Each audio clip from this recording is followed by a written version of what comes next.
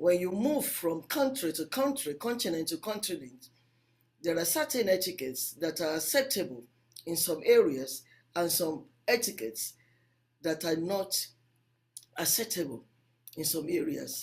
Let me put it this way. There are some words that you use on people in some areas, and they find it abusive in certain areas. 1 to 4. The very first one, shake hands when you meet someone. I know the pandemic, the COVID-19, the coronavirus, and certain diseases have made us not to be doing this, not to be shaking hands anyway, because you have to keep a kind of distance now. And when you are in a crowd, but there is another way that has been people like doing like this, your elbow to elbow or so.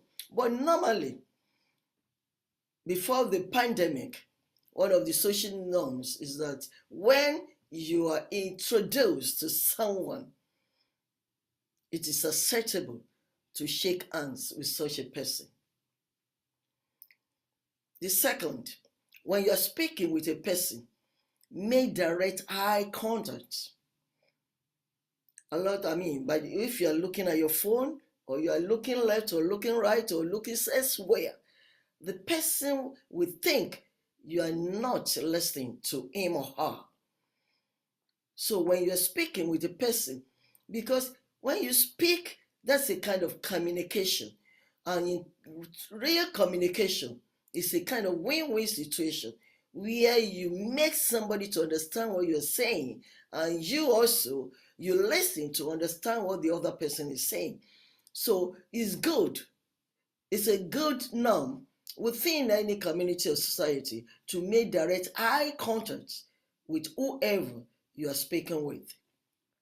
The third one, unless the movie theater is crowded, do not sit right next to someone. It's not polite enough. Most of all, you go to the theater or you go to, it doesn't have to even be a movie theater.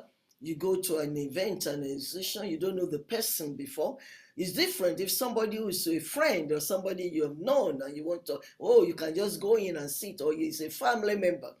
But if you don't know that person, it's not good to just go and sit right next to that person, except it's a crowded auditorium or theater that there is no place. Maybe even if it's a lecture, a seminar, webinar, if there are enough spaces to go around, don't just go and sit next to someone you don't know.